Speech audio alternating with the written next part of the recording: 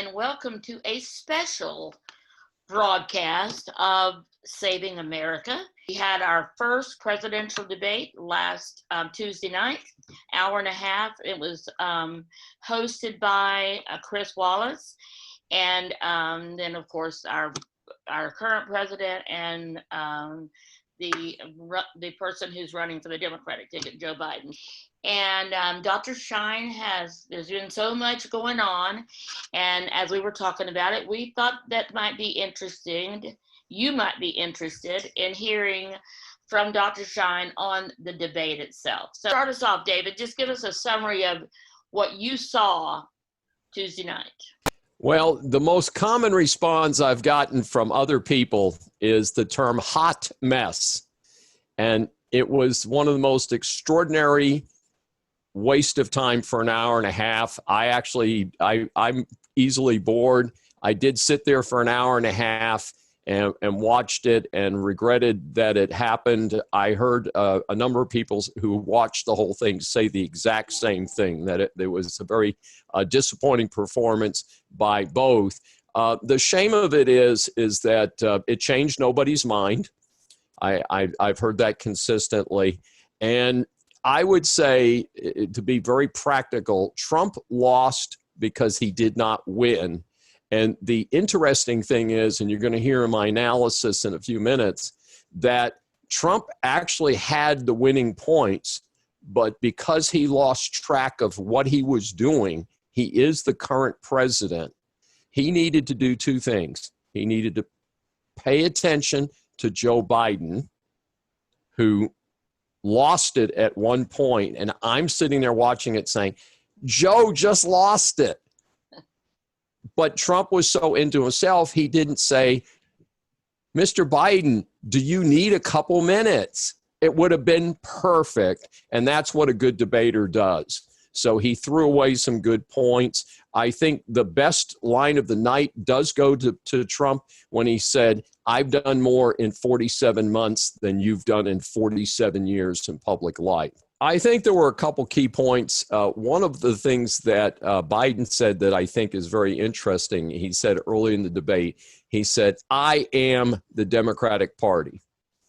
And the reason that's important is because the Democratic Party is a very left-leaning operation today, controlled by a very strange compilation of people. And Biden, generally speaking, I think is viewed by the public as someone who is not in that camp.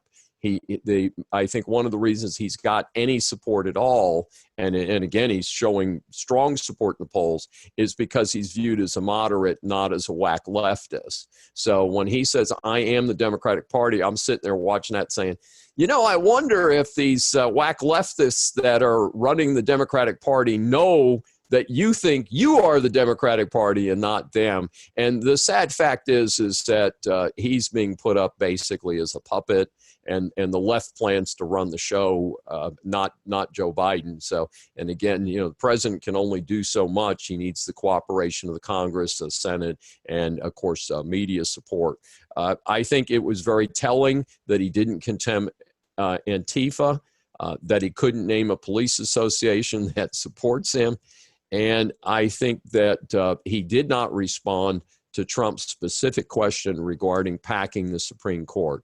One of the biggest threats to our Constitution and our way of life, and this is fascinating because, as you know, when I'm asked about my book, The Decline of America, 100 Years of Leadership Failures, is even though Richard Nixon is the only president who got a failure in my book, if you ask me who did the most damage to America, the American spirit, and the American government, and set us on the path that we are now of a failed government system, the whole system has failed, and I would say it was FDR.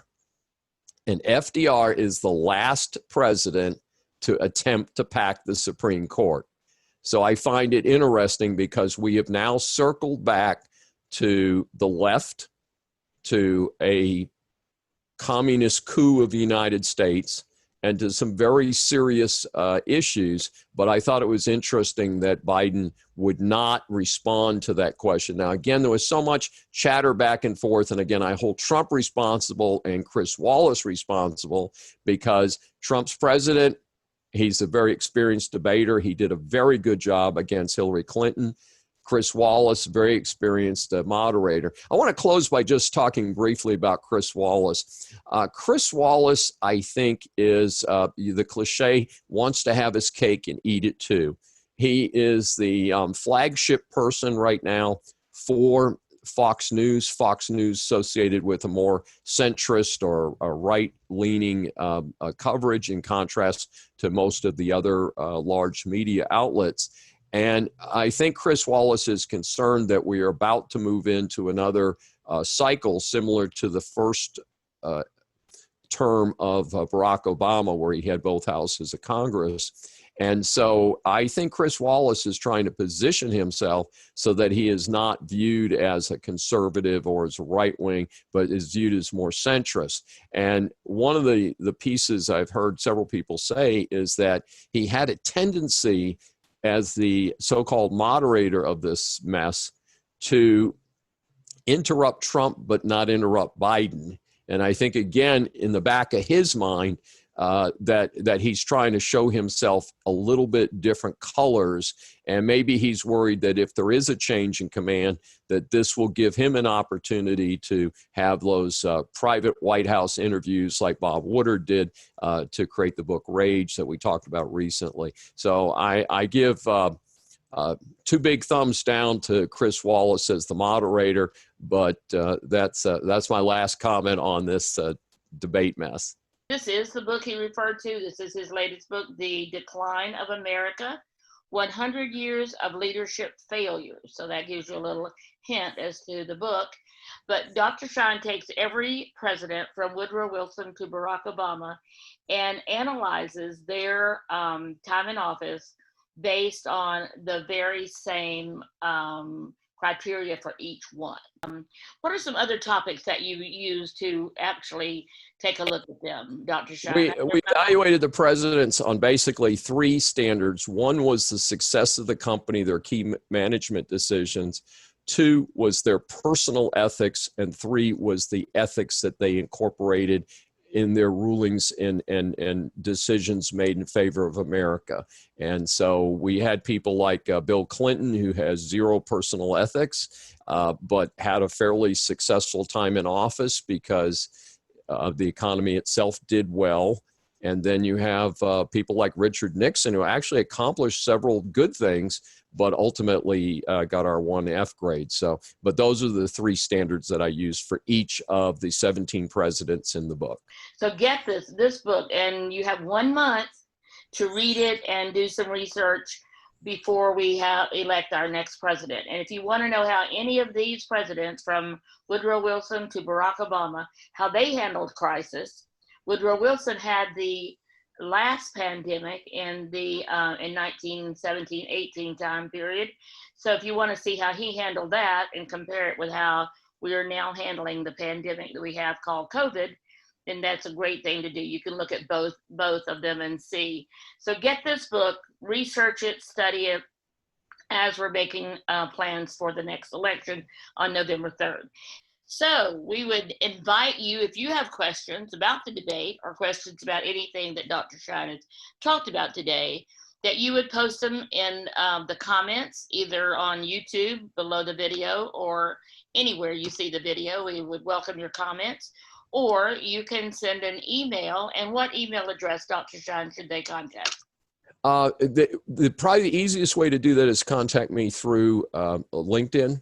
As I'm very active on LinkedIn, and I do respond to comments there. Also, if they go to our consulting website, ClaremontManagementGroup.com, is that there is a contact there, and you can contact me through that address. So I'm very easy to get to. Thank you for joining us. Again, leave your comments below for Dr. Schein, and we look forward to hearing from all of you. Thank you.